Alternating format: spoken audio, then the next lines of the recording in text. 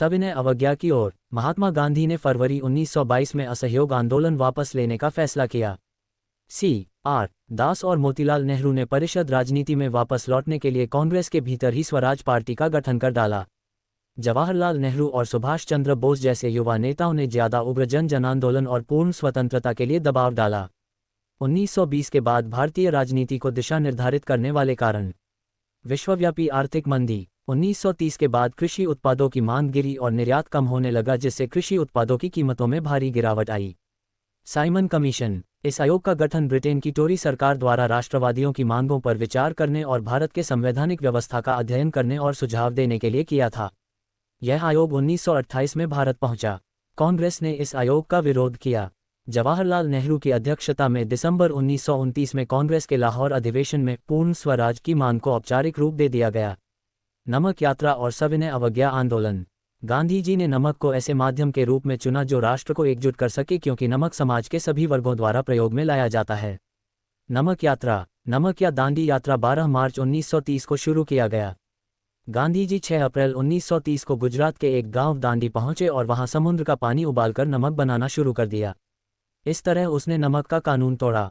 इस प्रकार उसने सविनय अवज्ञा आंदोलन शुरू किया। यह असहयोग आंदोलन से अलग था, क्योंकि लोगों को न केवल अंग्रेजों का सहयोग न करने के लिए बल्कि औपनिवेशिक कानूनों उल्लंघन करने के लिए आह्वान किया गया। विदेशी वस्तुओं का बहिष्कार, करों का भुगतान न करना और वन कानूनों को तोड़ना इसकी प्रमुख विशेषताएं थीं। ब्रिटिश सरकार आंदोलन को कुचलने के लिए क्रूर दमन की नीति अपनाया। ब्रिटिश सरकार ने गांधी जी और नेहरू सहित सभी बड़े नेताओं को गिरफ्तार कर लिया। गांधी जी ने आंदोलन वापस ले लिया। गांधी इरविन समझौता। 1. गांधी जी ने 5 मार्च 1931 को वायसराय लॉर्ड इरविन के साथ एक समझौते पर हस्ताक्षर किए। 2. गांधी जी दिसंबर 1931 में दूसरे गोलमेज सम्मेलन में भाग लेने लंदन गए, लेकिन वार्ता विफल होने के कारण उन्हें निराश होकर लौटना पड़ा। 3. गांधी ने सविनय अवज्ञा आंदोलन दोबारा शुरू किया, लेकिन 1934 तक आते आते इसकी गति मंद पड़ने लगी। लोगों ने आंदोलन को कैसे लिया? संपन्न किसान। अंग्रेजों ने जब राजस्व कर कम से इनकार कर दिया, तब अमीर किसान समुदाय भी आंदोलन में शामिल हो गए। राजस्व दर घटाए बिना आंदोलन वापस ले लिया गया तो इन्हें निराशा हुई। जब आंदोलन दोबारा शुरू हुआ तो बहुतों ने शामिल होने से इनकार कर दिया। गरीब किसान। गरीब किसान चाहते थे उन्हें जमीन का भाड़ा माफ कर दिया जाए। अमीर किसानों और जमींदारों की नाराजगी के भय से कांग्रेस भाड़ा विरोधी आंदोलनों का समर्थन करने के लिए तैयार नहीं थी।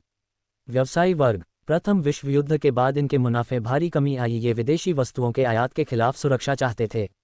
उग्रवादी गतिविधियों का प्रसार, लंबे समय तक व्यापारिक व्यवधानों की चिंता और युवा कांग्रेस के बीच समाजवाद के बढ़ते प्रभाव ने इन्हें आंदोलन में शामिल नहीं होने के लिए मजबूर किया। महिलाएं भी जुलूस का हिस्सा बनी, नमक बनाई और शराब की दुकानों के सामने धरने में शामिल हुई। कांग्रेस महिलाओं को संगठन के भीतर किसी भी प्रकार के महत्वपूर्ण पद देने के पक्ष में नहीं थी। सविनय अवज्ञा की सीमाएं। दलितों या अछूतों ने आंदोलन में सक्रिय रूप से भाग नहीं लिया। उन्होंने सीटों के आरक्षण और अलग निर्वाचन क्षेत्रों की मांग की। दलितों के नेता डॉक्टर भीमराव अंबेडकर ने 1930 में एक संस्था बनाई जिसका नाम दलित वर्ग एसोसिएशन रखा। गांधी जी का डॉक्टर भीमराव अंबेडकर से काफी विवाद हुआ।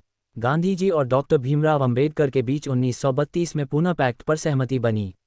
प्रांतीय और केंद्रीय परिषदों में आरक्षित सीटें दे दी गई, लेकिन मतदान सामान्य निर्वाचन क्षेत्रों में ही हुआ।